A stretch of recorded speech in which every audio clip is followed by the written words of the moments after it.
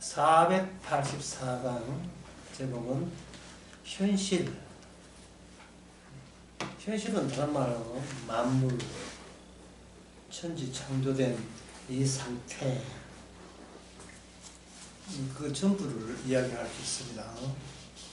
인간이 현실을 바라보는 것은 그건 반칙이에요. 왜냐하면 인간 자체가 현실 안에 포함되기 때문에 포함된 자가 전체를 본다?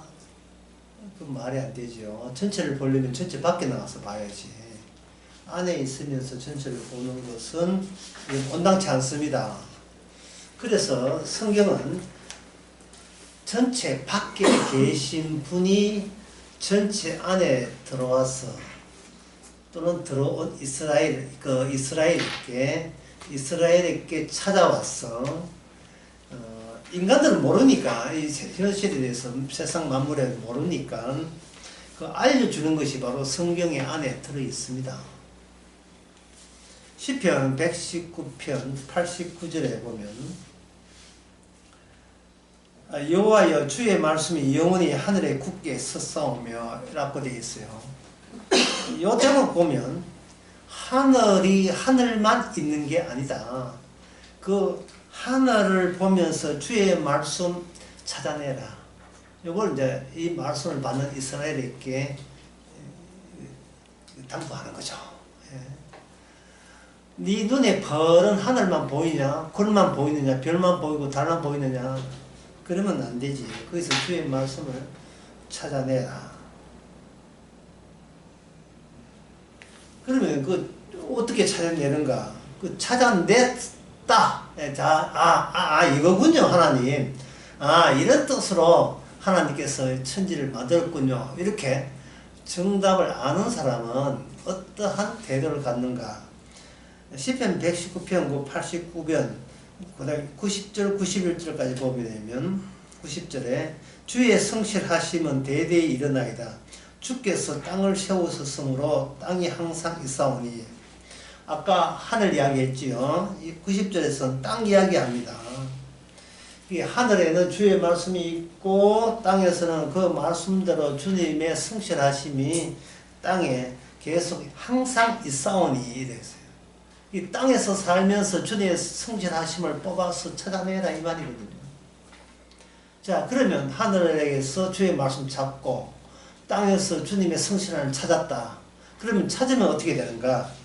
91절 천지가 주의 규례대로 오늘날까지 있으면 만물이 주의 종이 된 연고다. 만물이 주의 종. 그러니까 이 현실 세계 또는 만물이 하나님과의 특별한 관계가 유지되고 있는데 그것은 뭐냐? 주인은 하나님이고 이 만물은 그 주인의 지시에 따라 움직이는 종이다. 이런 관계로 형성된다는 겁니다. 그러니까 이스라엘이 이 말씀 듣고 제가 주님의 종이 된 것은 말씀에 입각해서 말씀대로 된 관계의 수립이군요. 이렇게 받아들이면 되는 겁니다. 요점이 방금 시편 119절에 보면 요점이 굉장히 추상적이고 관념적처럼 들릴 거예요.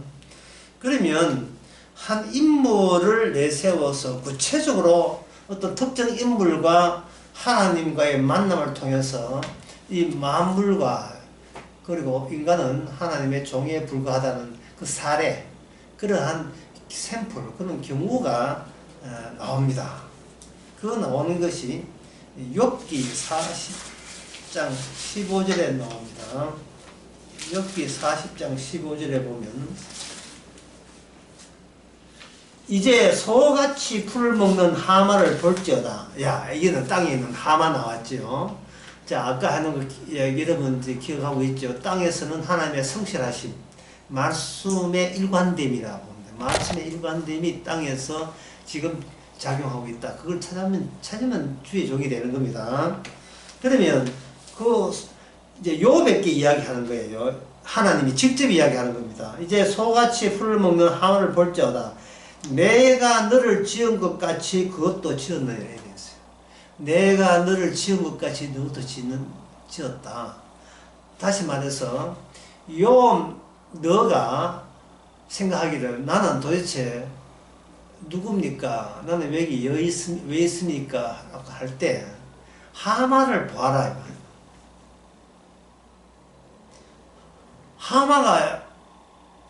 하마는 채식주의입니다.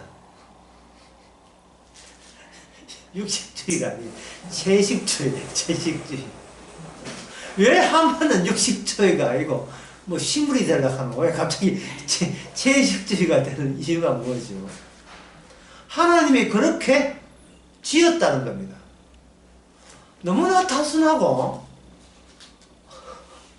너무나 마땅해 보이고 당연해 보이는데 왜 우리는 그 당연함에 계속 유지하지 못하는데 도대체 마귀가 우리 속에 들어와서 화작질을 해서 그렇겠죠. 왜 당연함으로 받지 못하고 하마는 하마끼리 광문과 대모하면서 우리도 인간이 되게 해달라 그건 시합니까? 아니죠. 그냥 우리도 육식주의가 되게 해달라고 이렇게 안 하죠.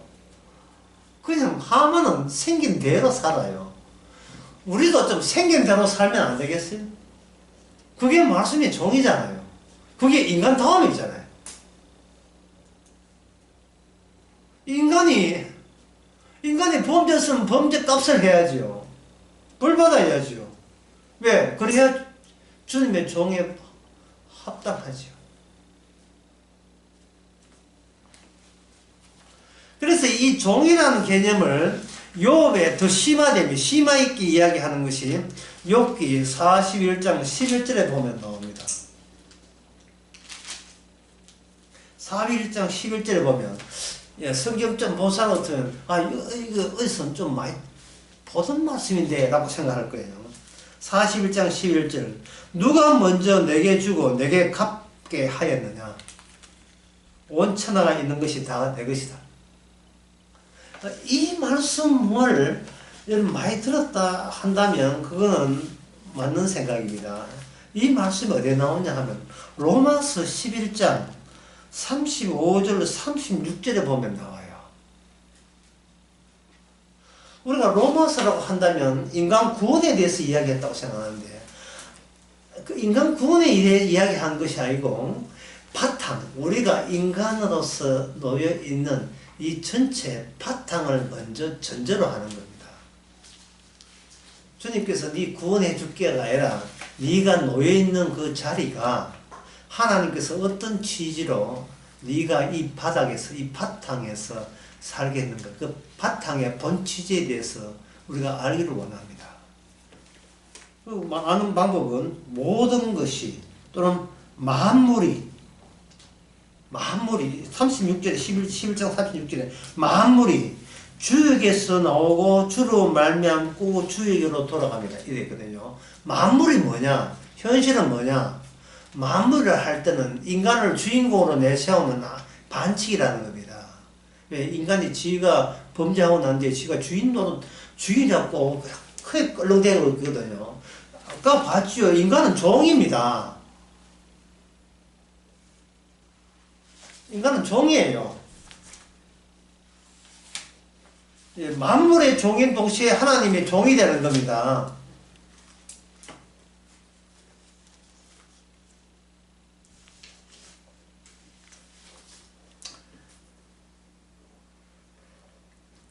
이게 그 시편 119편에 91절에 나오는 이야기잖아요. 계속 이야기를 이어가 봅시다. 자, 욥에게 말하기를 하마를 봐라. 하마는 그 생긴 대로 살잖아. 네 지금 네가 이야기하는 것은 네가 뭔가 하나님이 원하는 그 종의 관계가 아니라는 거예요. 그것을 이건 좀 어렵지만 욥기 40장 41장 4절에서 5절 보겠습니다. 약간 더 깊이 있게 한번 나가봐야 되겠죠. 욥기 41장 4절에서 5절 어찌 너와 그게 이제 하마의 악의 이야기예요. 악어 어찌 너와 계약하고 영원히 내 종이 되겠느냐. 아까 그 시편 119편 91절에서 종이 된다고 이야기했고, 종이 되는 방법에 대해서 계약이라는 말을 안 했는데, 욥기 41장 여기에 4절에 보면 인간아 어떻게 네가 악어하고 계약관계 해가지고 악어를 네 종으로 부를 수 있느냐. 계약관계가 없으면 종 관계가 성립되지 않는다고 이야기하고, 5절에 보면 너가 어찌 새를 놀리는 같이 그 악어를 놀리겠느냐. 네 소년들을 위하여 어떻게 메어두겠느냐 이래 있어요. 악어라는 새보다 더 등급이 높은 그런 짐승에 대해서 네가 그것을 네보다 세다는 이유 때문에 마음대로 갖지 못한 것처럼, 욥 보고 욥아 네가 하나님을 네 마음대로 이렇게 설득하고 네 마음대로 다룰 생각하지 말라는 뜻이에요. 네가 관계, 누가 주인이고 누가 종의 관계를 명확히 해야 된다는 겁니다. 주인이 하마 되면 하마 돼야, 개 되면 개 돼야 돼요. 왜? 주님은 이미 그 안에 하나님의 계약 관계를 집어넣고 종으로 만들었기 때문에 그렇다는 거예요. 따라서 네가 네보다 힘센 악을 네 마음대로 못하듯이 하나님도 네 마음대로 못한다. 그러면 욥 입장에서는 그럼 내가 어떻게 하면 됩니까? 이제 신약 성경 11장에 35절에 돌아와서 이제 해답이 나오죠. 누가 주께 먼저 들여서 갚으면서 받겠느냐? 내가 준 대로 그냥 살아. 그 다음에 36절. 그러면 그 준 대로 살면 뭐를 주시는 겁니까? 그게 바로 주님이 인간을 만나신 거예요.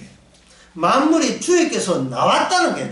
만물이 주님께서 나온 거예요. 그냥 주님이 하늘나라에 그냥 턱하니 놀고 계신 게 아니라 나와서 주로 말미암고 주께로 돌아가는 자, 영원한 하나님의 새하늘과 새 땅의 주인이고, 그 주인과 계약관계에 있는 자가 누구다? 성도가 되고 하나님의 종이 되고 아들이 되는 겁니다.